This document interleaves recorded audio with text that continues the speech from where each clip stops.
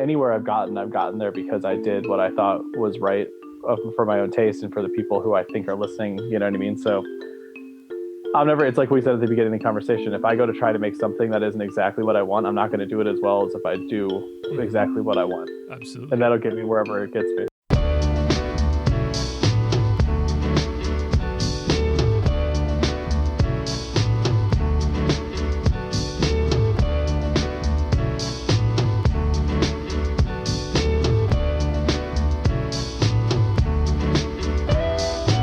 Greetings.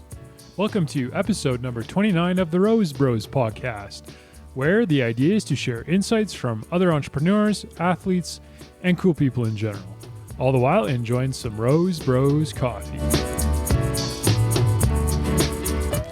This episode, we are joined by musician and entrepreneur Ted Feighan, founder of Monsterally, a super popular electronic music name that has accumulated millions of streams around the world. Sample-based tropical pop, Monsterally began with the goal of assembling a bunch of old records into something completely different. Ted began crafting tracks from his collection of records combining his interests in hip-hop, Exotica, Tropicalia, and soul. Monsterally creates tracks that manage to maintain a surprisingly organic sound as if they were recorded by a full band on analog tape. Monsterally and Ted will make you feel like you're on vacation in Hawaii or Mexico or off on an exotic adventure somewhere, so I highly recommend you check them out. It was a great episode as we talked about the inspirations behind Ted's music, staying true to your own creative voice, the modern music industry, and even Ted's other e-commerce venture, valleycruisepress.com. Also, it was a special episode as Ted was gracious enough to allow one of my favorite songs of his to be used for the intro and outro. Enjoy!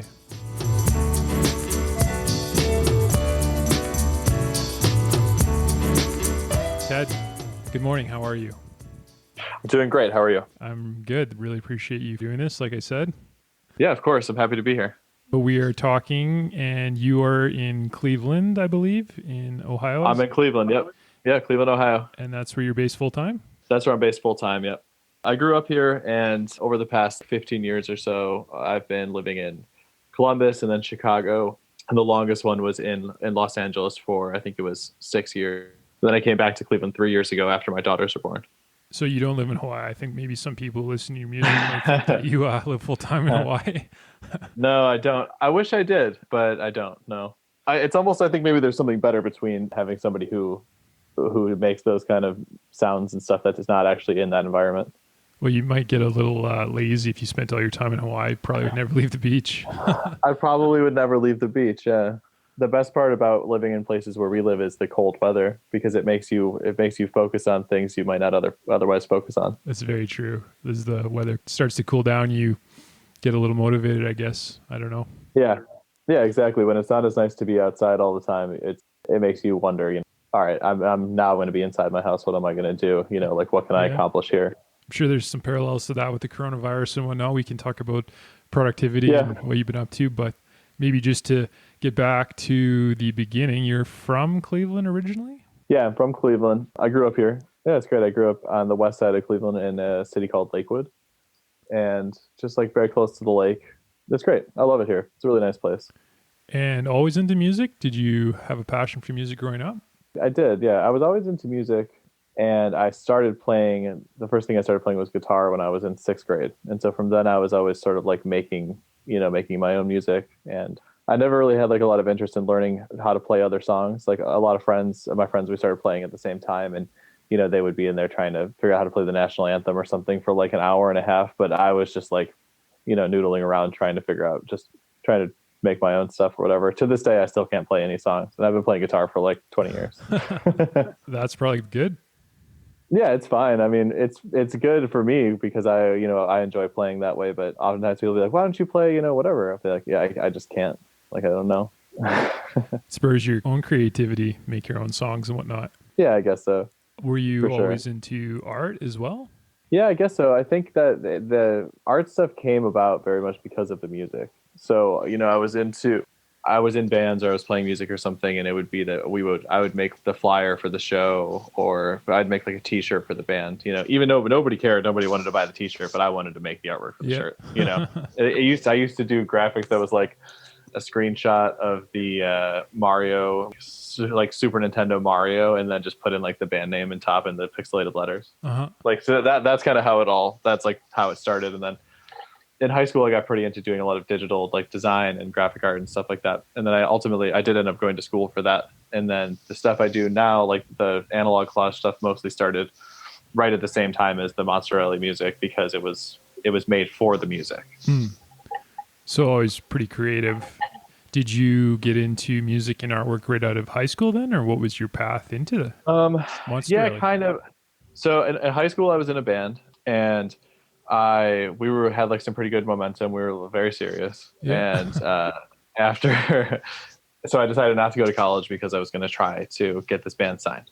My parents actually played that pretty cool, which I think is kind of funny. I still talk to them to this day, like, you really handled that pretty well, Yeah. you know? But ultimately we did get signed like a few months after I graduated. And I played in that band for like 2 years touring and stuff. And then I decided to leave and I went to school in Chicago. And then I went to Columbus after that. So like a year and a half or so after I had left that band is when I started doing the Monsterelli project now. Okay. So you started So it's been about 10 years. about 10 years. Started it while you were in school in Chicago then, or? Yeah, basically like a little bit while I was in school in Chicago and like right around the time I started moving to Columbus. So it was like 2009. Very cool. And what'd you do in school? Was it graphic design? Yeah, it was mostly I have it. Fine art is just the degree I have because I went to Ohio State. I decided to get a BA and not a BFA because I basically just didn't want to stay longer. Okay. It's been okay. It hasn't hurt me so far. But instead of if I had a BFA, it would be like I have a BFA in graphic art or something specific. But I have more of like a rounded thing. But it was mostly based in design. And then while I did a lot of the collage stuff, that wasn't really much of the work I did in school, which is kind of funny. But that's what has been sort of the biggest drive for me in the past, decade.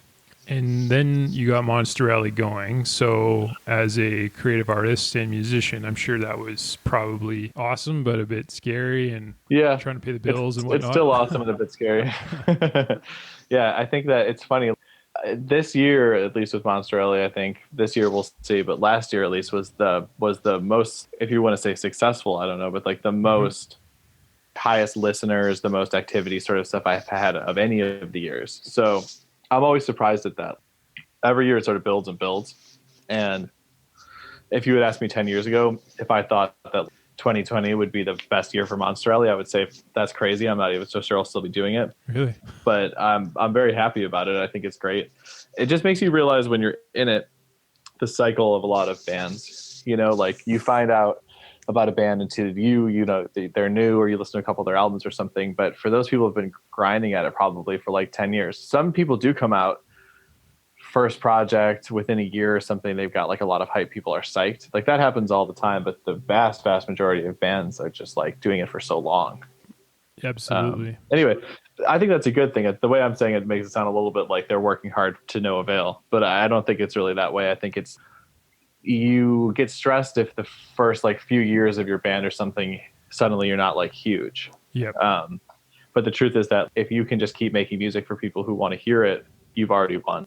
That's how I feel. Like I'd obviously like a bigger audience, but I'm thrilled at the fact that anybody even cares that I have the record. Yeah, well, I mean, we reached out to you and we found you, I think, on YouTube or Spotify. So at least you have a couple fans up here in Canada. I've got a lot of fans in Canada, actually. I can't believe I haven't been up yet. I was going to have some shows scheduled in Toronto and I was going to go to Vancouver, but obviously I'm not going anywhere. Right. But that was supposed to be this year. So hopefully sometime next year, worked out. I'd love to. So you have to love what you do. How important do you think that is to the creative process? 100%. I think if you don't love what it is that you do and what you're making, or at least the process of making it or the concepts you have for making it, you're not going to do your best work. I think a lot of people out there, especially there are a lot of creatives in jobs who are super talented and they're producing good work that they don't necessarily care that much about. I think that's like the vast majority of creative professionals. You're never going to feel as fulfilled unless you are like really psyched on what you're doing, Yeah. And I say that about those people too, because it's hard to step out on your own to be doing anything like just for you. And in a way, with the Monster Alley stuff, it happened for me at the right time when I was young enough that I wasn't really concerned about, like, it was cool that I would make a couple $100 at a show or something, you know? And so it started in a way of never having like a lot of pressure about making money or being successful or do it. Like I'm not making decisions because I think this is going to be successful. I'm doing this just because I like this song or I want to make this weird thing or whatever. And because it started that way, it's sort of continued to be that kind of thing. And I'm lucky for that. I think like a lot of people, especially if you don't do that at the right time or you don't have like the right people who give you a bit of support at the beginning or something, it just gets scarier and scarier as you get older to try to step out on your own to do anything. Right. Family comes into the picture, kids and all the rest. Especially after you have kids. I think like, yeah, after, like if it were me now, I've got 3-year-old twin daughters. If I was just, you know what, I think I'm just going to try to I'm just going to try to like be an artist and a musician and like, you know, whatever, No chance. it would be so terrifying to me. Yeah. I mean, I might have a chance, but I would never get there because I'd be just too afraid. Oh, for sure. How do you spark your creative process when you are writing new songs and kind of getting into the creative vibe? I think I just get inspired by the medium of the stuff I'm working with itself. You know, I think if I'm going to be working on music, I always get real sort of like hyped up or inspired by just the records that I'm looking through to potentially sample, and just like listening to a lot of music or just doing some sort of drum beats, that kind of thing. And from there, you just sort of get little ideas of what might happen, you know, if you did this, if you did that. And then especially when you start playing with some of the samples, you get, for me at least, like such a visual component of where this music is taking you, the images that you're seeing when you see it, that sort of drives the whole process for the song. And for me, for the most part, I'm not thinking like song to song. I'm thinking at least in like half of an album or a whole album or something. My songs, just they don't lend themselves to being individuals. Like they do, and I think that some of them are good that way. But for me, in my mind, I'm always thinking about the grouping of them. More like sort of like a Pink Floyd, Dark Side of the Moon sort of thing. Those albums. Yeah. I don't know if you ever. Right. It's kind of an experience. Yeah. Yeah, exactly. I mean, I'd love to produce something like that, but even in my mind, what I'm doing, I'm thinking like they've got a whole little story to them, you know, all types of stuff. Absolutely. But and for our artwork too is sort of the same way. So much of what I do is dependent on the source material, the records or the books or whatever that I'm using, and in that sense, the source material itself is the inspiration, and then I don't know, I just follow with whatever direction I'm feeling like pushed in. Monster Alley's had a big Hawaiian theme to it. Where did that originate from? Did you make a trip to Hawaii one day and fell in love with the islands, or how did that come about? No, I think that just comes a lot from living and growing up in Ohio, and just being interested in places that are different and different in such like a idyllic way, you know? Exotic. Exotic, just like different. And this is why I like the old Exotica records, and a lot of them are inspired by like Hawaii or Polynesia or that kind of stuff, because it's all about romanticizing almost how different and cool and I don't know, like beautiful these places are. There's always like a little element of danger, but it's never that serious. And I don't know, I just think like that's super interesting.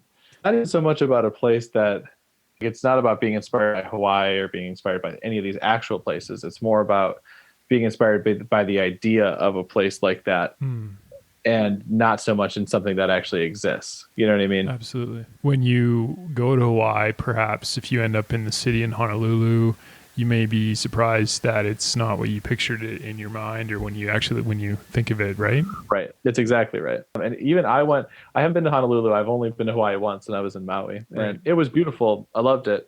But I was always also like kind of disappointed because I've been so hyped on this stuff for so long. And then I go there, and what I want is the Hawaii of like 1950s something, you know, like, yeah, exactly. And maybe even that wasn't real at the time or not. I don't really know, but I want to take a trip there, and not only in space, but in time. You know what I mean? Mm-hmm. Something speaks to your mind more than your physical presence. Exactly. So, I mean, I still loved it, and it was beautiful and inspiring, but what I wanted was all this sort of stuff that I'm obsessed with, and that none of that's there. Like it's still an amazing location, but it's not. Hmm. It's not the culture that you're expecting. Right. Where did the inspirations come from originally then? Was it old records or was it? Yeah, it was all almost all old records. So like before I had even started making the music, I was sort of got really into collecting vinyl, and I would go to the store, like thrift store or the record store, and just shop like in the dollar bin or something, and I was always buying weird stuff and just anything that called to me visually, and a lot Mhm. of it was just like these old exotic sort of record covers. And so from there I got the records, and I'd listen to them, and I was just like love the music. And from then on I had the concept of like I want to make this a modern kind of like, not modern, but like a sort of hip hop production, Tropicalia kind of thing. And so I went into the process having an idea about what I was trying to make. And I think that eventually I got there. I don't know if the beginning stuff is exactly what I was trying to get, but even that's some of my favorite stuff too. So I really don't think that, I don't know, this is just in general about making anything, that you're not really making it, there's nothing wrong or you didn't do anything right or anything. You're just on the process to getting somewhere else, and then by the time you get that somewhere else, you're on the process to another place. You know what I mean? When you named the band Monster Rally, where did the name come from? What was your inspiration behind the name? I actually had the name before I made any of the music, because I had found a book that I think was my mom's from when she was a kid, and it's called Monster Rally, and it's by the guy who, this dude Chaz Adams, who is the creator of the Adams Family, like if you know the Adams Family. Yep, absolutely. And so it's just like this book of cartoons about, it's like the Adams Family, but I don't know, before that time. Okay. So it's not really related at all any to Yeah. the imagery like you'd expect from me. But I just saw the cover of the book has like this little flag on it that says Monster Alley, and I just thought like that imagery was cool, and I love the name of it, and so it started that way. Musical inspirations. Did you have any artists or bands that you drew on or still draw on? Yeah, I think that it's not so much that there were some people who definitely inspired me like directly in making this stuff, and that was the big Exotica people like Arthur Lyman, that kind of stuff. And I've sampled some of their stuff, but then I sort of stopped because it became like too important to me to be able to change it. Okay. And then at the time, like 10 years ago, I still love his work, but I was like very into Madlib. I'm still very into and inspired by just like the golden era of 90s hip hop, Yeah. that those production styles and everything are like exactly where I take my stuff from. But whether it's a directly sound representation of the inspiration of it, or just like inspired by other people's creativity, just in general, the music I listen to inspires the stuff. And now, like 10 years later, my tastes have changed a bit. I think I still love all the stuff that inspired me at the time, but now I like a lot of stuff that I may have never thought I would have liked before, and I still think it inspires my music, although it just, I think, inspires me to try to create, and not so much try to replicate. Did you ever listen to Air, the Moon Safari album, by chance? I know the band. I can picture the cover. I've never actually listened to it. Okay, I figured that might be something very creative, sort of electronic album. Yeah, it's a funny thing. Like I like that kind of music, but I listen to almost none of it. Really? Or like similar to myself, I don't really listen to any of it. Interesting. Yeah, it's kind of a funny thing. I think I'm a bit stuck in the past. Like, not that I'm afraid of new music or anything, but there's just so much older music to continue to discover. Hmm. And so I think I sort of tend to get hung up on that. And then you just go off on a tangent of just like a bunch of world music from the 70s or something that you knew nothing about. And then 3 months later, you realize that's all you've been listening to. Yeah. Do you listen to most of your music on records, or do you just sample music from records? Yeah. So I think for just out of convenience, I listen to most of my music probably just on Spotify. Yeah. But then I do listen to quite a bit on vinyl, and a lot of records I've sort of discovered through the process of digging for my own stuff that have become, like stuff I listen to. But everything I sample, I almost the entirety of everything from Monster Alley is sampled from vinyl. Almost nothing is from like digital. When you're sampling from vinyl, is it hard to transfer the sound from the vinyl to the computer? How does that work? No, I think it's pretty easy. So it goes right to my sampler. Oh, So I I see. have basically my setup is very simple. If I had these three elements, I could make music at anywhere. Right. So it's just a record player. I have a sampler which I use, a Roland SP404, that's like the greatest in my opinion. I think it's great. And then I record into my computer, but everything is done on my sampler, and I've made all my albums in GarageBand. So if That's it, cool. like I use Ableton or Pro Tools or anything like that, it just confuses me. So I just like basically everything goes like record, sample, edit, and then done in like GarageBand or something, and with just some editing for like fade out or something, or cutting some things off. Because of the simple nature of it, it sort of makes it, because of limiting yourself to those things, it sort of keeps it contained, not necessarily contained, but sort of. I was just talking to somebody else about this, about how once you start messing in a digital format with stuff, you can wind up spending a full day just trying to find like the right snare drum sound. Do you know what I mean? Mm-hmm. Kind of go down And the I rabbit can't. hole.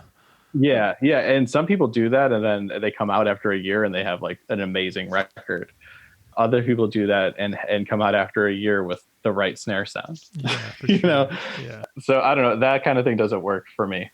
When you were composing or putting together some of your songs, do they take a long time? Is it a long creative process?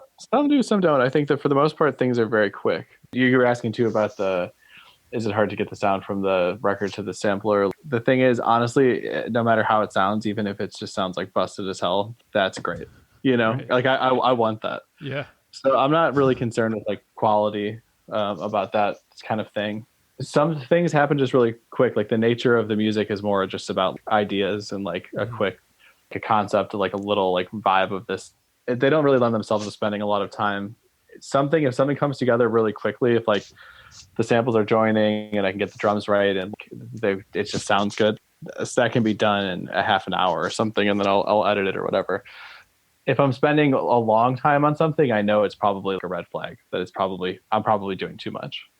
But what'll happen sometimes is that I'll get the song going, and then I'll go through and like get my layers of stuff of other percussion, and then I'll play a lot of the hand percussion, and then I'll go through and I'll play a bass on it, and so that takes the most time, is over and over and over on that.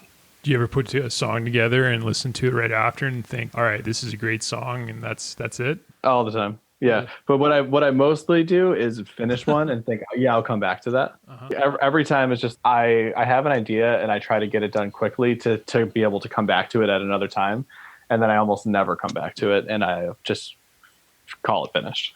Have you put together a song that you don't like personally, but then has turned out to be very popular? Yeah, not so much I would say that I don't like personally, but that was unexpected, maybe. Because if I didn't like it, I wouldn't have put it on the record. But there are some that have showed up that were surprising to me, how well they did. Like my highest streaming song regularly on Spotify is my song Lovely You. You know that one? Absolutely. That was never a single. I made it. I was like, yeah, that's a cool song. Like I like it or whatever. I put it on the record. But that just sort of took on a life of its own on Spotify and became like my most popular song, which is great. I love the song, but I never had expected it. Yeah. Yeah, I'm sure as a creative, you never really know. You probably have a good idea on what sounds good, but until you put it out there, you don't really know. I think that's where a lot of artists it's true. And honestly, sometimes you're wrong. Like what happens to me more is that I think something is going to be just great and it doesn't do as well as another. Absolutely. But it's a tricky thing because it depends on where you're getting your information to say it did well or not. So I think streams are a good indication or something, but maybe I have like 1 million streams or something on this song, and maybe 800,000 of them are just people who are just like, yeah, whatever. But another song has 500,000 or something, and 400,000 of them are just so into it. Do you know what I mean? And so you never know. Like I'll play shows and I put together a set list of just my favorite songs with a handful of ones that I think people probably want to hear based on what I see as being popular. And some of the ones that are my favorites that don't have the highest numbers get like some of the best reactions from people because they like them too. Really? So I think the people who are at your shows coming to see you, who like really care about your music, they have that's like much more in line with the stuff that I like myself too. So I think that's kind of a gratifying thing to see. Do you think artists face a challenge of sticking to their own creative identity versus selling out or selling to the mainstream? Yeah, I do. I think I wouldn't say I don't believe in selling out in even the concept of that. Yeah. Because I think if you're going to get paid for your music, you're making the smart choice. Yeah, for sure. So, but it's as a funny thing, it's as a fan, that is real, where you feel like you love somebody's record, then you hear the next one and the easiest thing to say is that they've sold out because it's different and maybe you don't like it, or it's like a little more commercial or something. So it's a different thing being that way as an artist and being that way as a fan. Right. I think yes and no. I think some people, I don't know, it's hard to say. At least in my mind, it's best just not to think about that. Sometimes I do get stressed or even down a little bit of, oh, I could be doing more, or like Monster Alley could be a bigger thing, and like people tell me all the time, you're so underrated or something. Why aren't you like huge or whatever? And then that'll get in my head. But then I got to just get it out of there, because I think anywhere I've gotten there because I did what I thought was right for my own taste and for the people who I think are listening. You know what I mean? So it's like we said at the beginning of the conversation, if I go to try to make something that isn't exactly what I want, I'm not going to do it as well as if I do exactly what I want. Absolutely. And that'll get me wherever it gets me. You've found that it pays to stick to your own creative identity. And I think so. At least for myself, I feel better about it. And the truth is, like, I mean, a couple of years ago, I was thinking, all right, so I got to start using Ableton. Do you know what Ableton is? Absolutely. Yep. Yeah. So I should start using like Ableton, and I got to get after all this sort of stuff. If I could just produce like this, I could maybe like, do some production for some bigger artists that I like, that kind of thing. Mm-hmm. But I think I ultimately, after like even trying to do some of that stuff, I was just like, this doesn't make any sense. And like, yeah. I don't know what I'm doing, and I'm just finding it hard, and I can't be creative with my stuff or have these ideas if I'm having a hard time executing them. You know what I mean? So when you sign with Gold Records, what was that like for you? Because when, as an artist, getting picked up by a label is a pretty big deal. Yeah, it was awesome. I mean, that was about 10 years ago, and I've done all my records with them since. It was great. I mean, it's always to feel like somebody out there, especially from a record label, appreciates what you're doing and thinks that they want to be a part of it. Like that's a really special, humbling thing. Yeah. It's just great. What was that process like? Did you approach them, or did they approach you? They approached me. Yeah, they approached me, and I think it was early on enough of just I had released like some EPs. Okay. And he said, "Hey, I love your stuff. I think how'd you like to do a record?" Basically, that was it. And I was all about vinyl, so I was like, "Hell yeah, I want to do this record." Mm-hmm. Basically, started from there. Just like came together, and then we just work really well together. It's great. It's easy. Do you think that kind of validates you as an artist in some sense, or does that make any difference to you at all? No, I don't think so. Nothing. Yeah, I don't think it validates. Nothing. Not now. Not anymore. I think back in the day, maybe, but the truth is, like, some of the most successful people I know in music do it entirely on their own. Mm-hmm. Because you don't really need somebody anymore. If we're talking about Warner Brothers Records or something, I would say, yeah, sure, I'm going to get $1 million advance for my album, and the ad budget is going to be huge. You're going to see some rappers on my songs that you know and love. Like I would love that, and also I'd do that in a heartbeat. Yep. But between where I am and there's like another jump to like a larger indie label or something. But I just don't think. Having a label certainly helps in the beginning, and if you're trying to get some listeners and get your name out there and get some help with that, that's a big thing. But it's not to say that you can't do it otherwise, especially if you get some support from like people who are maybe going to write about you. At least now, I think where I'm at, I'm lucky because I have a lot of people who have been listening to Monster Alley who care about the records, and so they're just excited when I have something new, and that's great. And ultimately now things are just, in my mind at least, like the records I'm making are for those people who really care about them, and I'm hoping to gain more, but I'm not thinking about like the potential of other people. I'm thinking about the people who are going to be psyched when they see that I have new music. I was reading an article about a guy named Curtis Waters, I think a couple of days ago. Is this guy you posted a video on TikTok and streamed like 10 million times. And yeah, that's crazy. He is quote unquote successful. And he made the song in his basement and went viral. Just kind of gives you the... That's the thing. So that's a tricky one too that I think is confusing for a lot of people. between what I just said about not needing anybody else and thinking that you can just create some viral video that's going to get you famous, there's millions of people You know, a trying lot to of do people. it, you Yeah. know? But the thing is, it happens so frequently with people that it just makes you think, yeah, I could do that. Hmm. And I think some people, like people have talents in, making music or making art or, Hmm. business or something. Some people really have talents in like the right thing for the internet, Hmm. like whatever it may be. Hmm. Yeah, I mean, that's amazing. And I also think for that dude, who's the guy? There's a guy who's really famous who did this. I think it's like Ed Sheeran or something, is somebody who is just, he's a very famous person. I don't know his music, but I Well, know I mean, I the think guy. Justin Bieber, that's one of the, he was So right, YouTube's. Justin Bieber's the original dude. Yeah, Yeah. exactly. He like YouTube. He was playing drums and singing or something when he's like 10 years old. Yep. Well, this guy, I think, what's his name? Ed Sheeran. He's out there. He's got some tracks on SoundCloud or something, Hmm. and then all of a sudden, like blew up. Like, there's definitely those stories. It's just Um, interesting because that technology or that medium, even 10, 15 years ago, didn't even exist. right.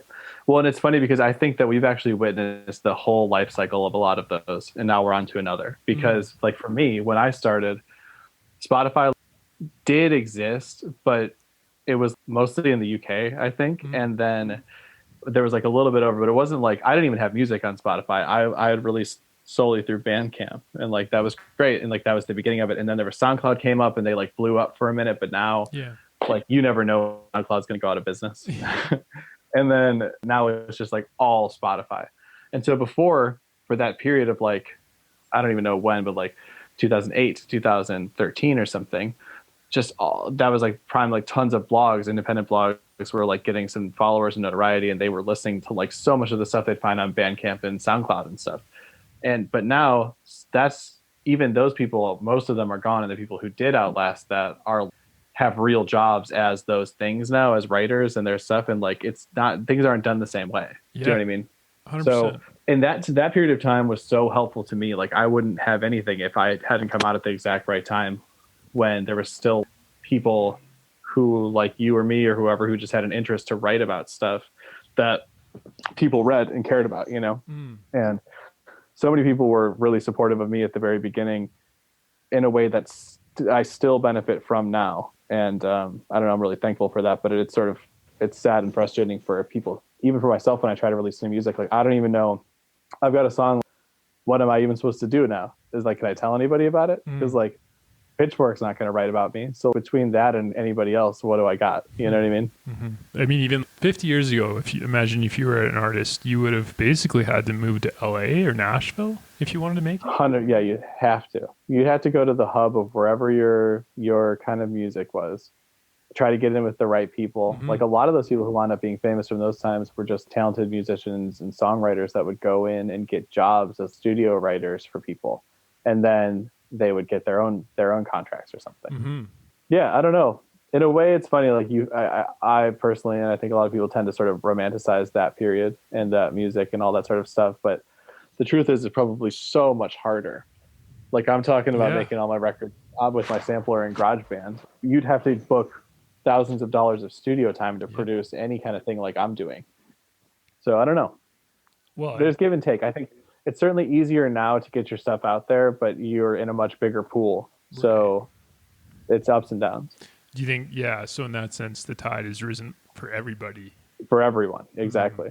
Mm-hmm. And even for like major label people, they still have to compete with people out there doing it on their own. Yeah. And they know that their artists can just go out there and do it on their own after their contracts are up and stuff. So I think everybody's in the same boat. The people who benefit the most, I think, are probably just like the streaming services, because they're they the win no ones matter who are the what. ones doing it. They win no matter what. Right. And we all need them. And some of them are great. Some of them are questionable. But at any rate, it's bringing all of us music. It seems like you were saying some of the platforms do promote or make it easier for some artists than others. For instance, if you're Right. a hot chick exposing yourself on TikTok, you're pretty much guaranteed views. How do you balance that? No, I think that honestly, for me, my biggest thing is, so this is another thing, is you can really get in your head about this stuff. Yeah. There's a lot of people out there who do kind of what I do. They're producers or something, and maybe artists, or they're just producers or whatever. And a big thing is, I think, just like editing some videos with your music and just like posting them on your Instagram all the time with stuff like that. And I'll do some of that or whatever, but I think, should I be doing more of that? Would that get more people to pay attention to my stuff? Or, you know what I mean? And some of those people, they've got like a quarter of a million Yeah, followers or that's what I something. mean. Exactly. And like, that's the way to get out your music in a lot of ways. I don't really know. Maybe I'm just not happy enough with that sort of thing. It's hard to say, but my strategy for the most part with that stuff is just to not do any of it. Yeah. You know what I mean? Because it feels ingenuine for me. Like if something feels natural, then I'll work at it. But sitting down and thinking like, how can I optimize my Instagram to improve Monster Rally performance is not something I'm interested in trying to figure out. That's awesome. Do you know what I mean? I Yes. certainly want more success. I mean, I'm not saying that. I definitely do, but I don't know, that just feels wrong. If I think about that for my business, I think like, yeah, of course, I have no problem thinking that way. Hmm. But it doesn't. Not that I'm against thinking that way from Australia. It hasn't worked for me when I tried to, and so I think like I'm not interested in that so much. I think you can see through that too in some ways. Maybe that's why my brother Yeah, and I I were think you into you. can. Yeah, I think you can too. Like people often will follow me on Instagram or something and be like, I love your music. I found you on Instagram and I can't believe that you don't have so many followers or Mm, something. And I think like, yeah, that's cool. If go ahead, tell people to follow me, and I think that's fine. But some people are just really good at their Instagram, hmm. and for me personally, I like connecting with people and all that, but I also sort of hate social media, and it just makes you feel awful all the time. Mm, And then, absolutely. but yet you're like compulsively checking it. Do you Yeah. know what I mean? I don't feel that way so much myself. Sometimes I feel like that, or sometimes I don't. I'll feel bad about whatever, or I won't. But like I don't know. Like I haven't been on Facebook in maybe 10 years or so. I have one because it's linked up to my Monster Rally Facebook, and I interact on Instagram quite a bit, but I actually don't really do much other than interact with people on my own. You know Hmm. what I mean? Hmm. So I think the people who do it, who are really good at it, they love it. You know what I mean? Hmm. They love to get out there. They love to spend their time on there. They're really savvy, and the truth about it is that I'm only hurting myself by not being. Other like that stands to benefit you. Yeah. I mean, it's a double edged sword, that's for sure. When you get to know somebody, I think, and you find out they are authentic and, they're not just some social media star, I really think that long term can't hurt you. Yeah, I don't think. Well, I think it can hurt you in your success, and I think a lot of those people too. I wouldn't even say it so much like that. It's not even that they're ingenuine. And I think some of them are, but Mm, it's not even that they're necessarily ingenuine. But they have a skill for social media, mm, and yeah. it's perfect for the current times because like that's so much value is placed on that, and it's like Maybe they that's have all it to do is. it. They Yeah. have to do it. I Yeah. I have friends who I really love and care about. Some of which have 100,000 plus followers on Instagram. Do you know Hmm. what I mean? And like, it's not all awesome for them. Yeah. You know what I mean? And the truth is, some of them like hate it or they have to do it, and like also people are terrible. Yeah, for People are sure. so terrible. Like some of these random people, they get like death threats, like people who just hound them for nothing. They're posting about anything random. It's like about culture, like the various culture stuff, and people are just like, "Well, that's cool. I'm gonna murder you," Yeah. and you're just like, "Okay, well, why am I even doing this?" For sure. I read an interesting article. Tim Ferriss, obviously, he's pretty famous now. The article was be careful what you wish for being famous because that was his goal is to get famous. And he got Right. famous. And now he has to screen everything, has to be careful when he lands, who picks him up, and all these Yeah, it's various things scary. that you don't really think about. Right. Well, and this is like a friend of mine too. She had this person, like one single person who was like stalking and hounding her and making death threats, and like it's just scary because ultimately you're on Instagram or whatever, you got 100,000 followers, you're having a lot of interactions, it all looks very professional. Yeah. At the end of the day, you're just a guy or girl, whatever, sitting in your apartment. Like, because first of all, A, that doesn't always translate to a bunch of money. Mm. And B, you're still, even if you have money, just sitting somewhere. So like there's this whole world that seems like it's out there on social media, but you're still just at home on your couch. So like at the end of the day, when you're not on your phone and you know that someone just found your address and sent you a screenshot of your house and said they're coming to get you, is Mm. like that's terrifying. That And then is you try to call the terrifying. cops or something. This is going down a dark path, by the way. But Yeah. all I'm saying is that like this sort of scenario plays out all the time, Mm. and also not to mention people just being straight up mean. Like people are just mean. Mm. And they have no basis of anything. Like this sometimes happens, not often. We're pretty lucky, but with my wife and I's company of just people are just mean to you Yeah, for sure. online because they don't think about just you. And if they think about just you, they might even just hate you. You know what I mean? Like people, it's really easy to hide behind Yeah. your internet. You know what I mean? Yeah, I mean, even Rose Bros, our small little coffee company, pretty easy to pick up apart a product when you're sitting behind a computer, Oh my right? God. Yeah, It's, right. Exactly. You're just there, you and your brother, just trying so hard to make some coffee. You're doing, you're like, it's pretty you simple, bust your ass for it. yeah. Yeah. Regardless, though, I mean, we all do for Yeah. our stuff. And then someone's on there just being like, "Why didn't you make this less bitter? It tastes horrible. I could get this Yeah, coffee. It's like exactly. 10.99 for this bag of coffee. I could get $3 coffee at Dunkin' Donuts." You know, they're like, "All right, well, cool, go get it." Yeah. And like, I'm not perfect, but I'm really trying. There's a So lot of that. there's Yeah. a lot of that. But I know all about it. Even like I was just telling somebody else this about how I don't often read comments on anything like on YouTube of my stuff, but sometimes like I have like a stream of my album or something, and actually I'm surprised at how positive it is. Mm. But then some people are there just being like, this guy has no talent, he should just stop making music, Yeah, for you sure. know. And it's just no matter where you go, Baseless. there's something like that. You know what I mean? Yeah. So I don't know. Well, anyways, Exactly. Careful what you wish for. yeah. Which is why, like I say, I'm bummed and I could be doing a better job and all that. But I feel like I don't know. I'm not getting like torn down, and I'm still feeling like motivated creatively. So I think that it's pretty good. Getting back to music a little bit, when you are listening to music, what makes good music to you? Ah, that's an interesting question. Hard to know. I think it could really be just about anything. Mm-hmm. You know, I think that there's certain things in music that you're attracted to depending on who you are. So I think like for me, I really like sort of, are used to. I feel like maybe I've changed a bit in this, but low fidelity kind of stuff, like especially with back when I was in sort of like modern stuff, like with beat makers and things like that. But even more, I really like the sound of those. Do you know that label, Awesome Tapes from Africa? I don't. So they're like a They're reissues label, okay. and they do a lot of reissues of mostly cassette tapes from Africa in the 70s and 80s. Okay. And that stuff, that music in general is just great, but that all sort of has this sort of tone to the recording of from the cassette and remastered and all that, and like the recording stuff that they were using at the time and all that. So like there's a charm to the sound of like the time and method of the way it was made.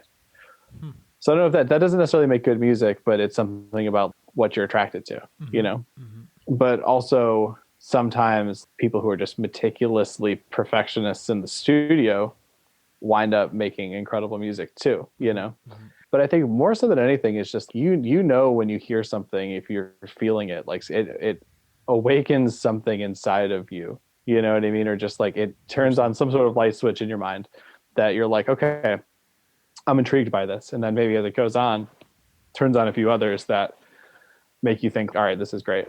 And then also for me, like I think about, I'm partial to certain types of mixing on a record, you know, like, I really like high bass, you know what I mean? That sort of thing. You are also an entrepreneur. You balance Monster Rally with an online business based with your wife. What does that business involve, and what do you guys sell online? Yeah, so that's called Valley Cruise Press, and we started in 2014 doing publishing like little art books, mostly of mine, and then started doing some other like artist friends.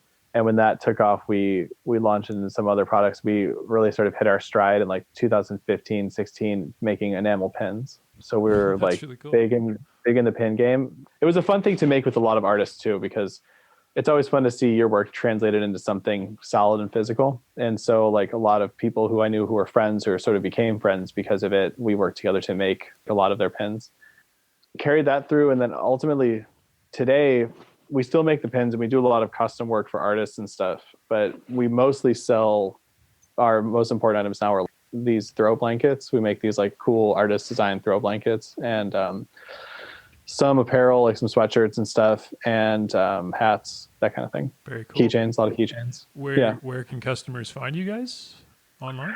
Yeah, valleycruisepress.com. Okay. And Instagram is also good. You can follow us at Valley Cruise Press. So you have Monster Alley, you have your online business. Are both of them kind of equal contributors to your overall business, your career in general, or is there one that's Yeah. kind of paying the bills more than the other? Yeah. Valley Cruise pays more of the bills Okay. because it's more consistent. But I sort of attribute like all of my success in anything really to Monster Alley because that's how it started. Like I was Following your own. making Monster Alley, and I think a lot of people felt very connected to it earlier on, which is great. And I think hopefully they still do. But a lot of people were very good about like supporting other stuff I did. So it started that way with the zines and making the books, and people would buy them. And from there, sort of snowballed into allowing me to have this company that isn't enormous, but does support my wife and I. And we're very thankful for that. Obviously, it's great.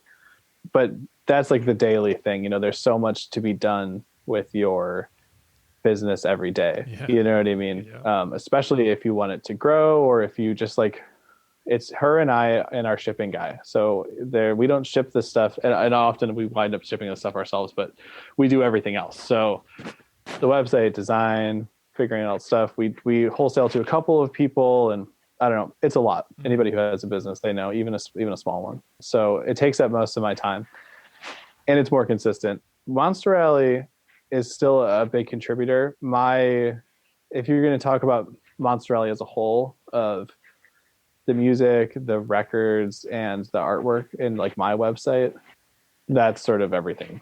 I'm still also managing my website and store, which has its ups and downs depending on whether my new releases are coming. Mm-hmm. And then there's streaming stuff, like royalties.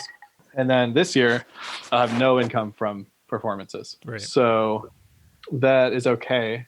That's fine. But it's less than it would be if I were. I don't play like that many shows anyway, so it's okay. Like normally I'll play like 15 shows a year. Were you always aiming to be self-employed? Did you ever have to work a corporate job, or have you been running away from that? Yeah.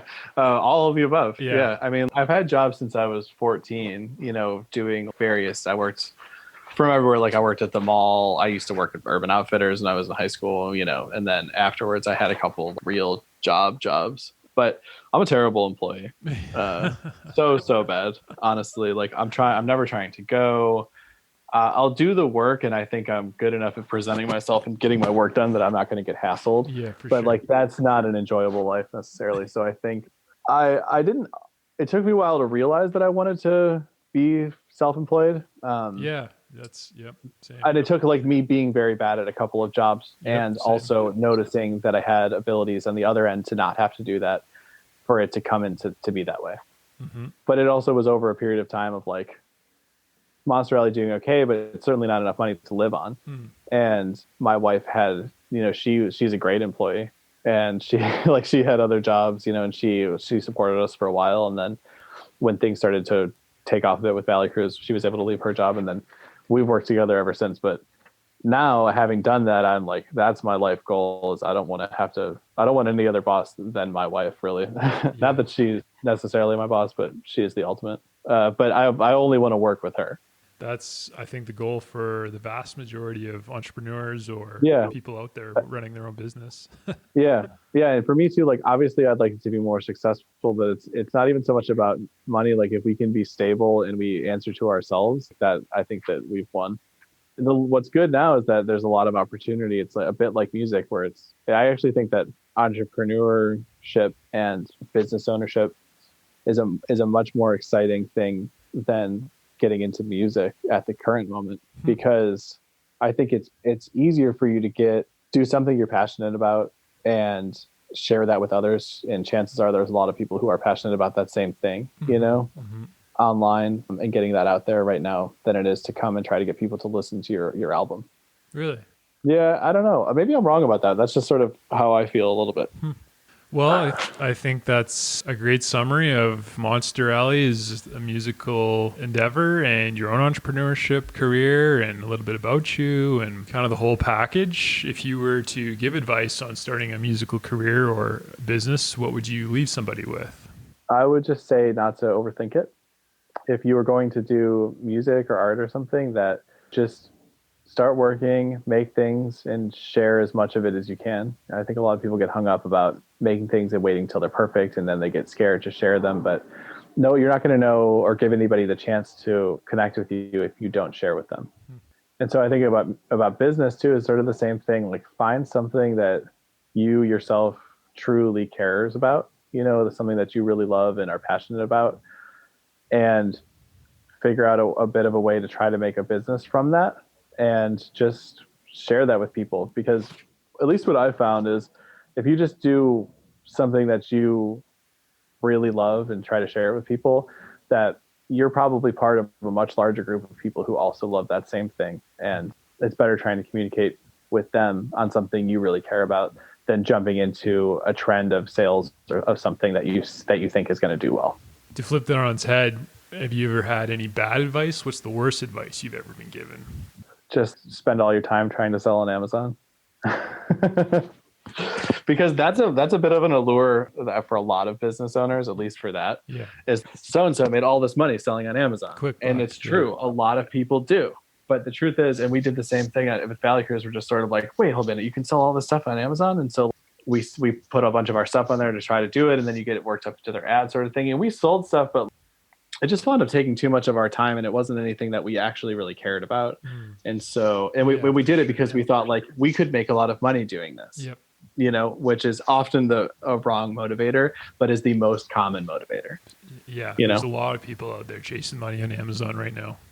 Right. Yeah. The thing it's a bit like the TikTok stuff. Some people get it, and that drives the rest of it. Do you know what I mean? For sure. Yeah. Well, I think that's a great place to wrap things up for today. Cool. I really appreciate it. Yeah, I appreciate it too. Thank you. Any upcoming announcements you want to make before we wrap things up? Yeah, I just had a single come out last Friday. It's called Green Magic, and it's available on Spotify, Bandcamp, SoundCloud, Apple Music, everywhere really. And I have an album coming out on the 28th called Castaways Volume 1, which is a compilation of several of my digital EPs that are now being pressed to vinyl. The vinyl is sold out on my end and on Gold Robot's end, but there is a company called Vinyl Moon, which is a vinyl subscription service, and they have an exclusive edition, which I believe still has copies. So you can grab one there. And if not, be on the lookout to stream it in 2.5 weeks. Awesome. Well, thanks, Ted. I really appreciate your time. Yeah, you too, man. Thank you. Hey, thanks for listening, everyone. Hopefully you enjoyed the episode. If you liked what you heard, check out roadsbros.ca, where we will have upcoming shows. You can also find our coffee and chocolate there, where we plant one tree for every bag or bar sold through our partnership with One Tree Planted, a cool non-for-profit organization focused on global reforestation. Until next time, happy coffee drinking.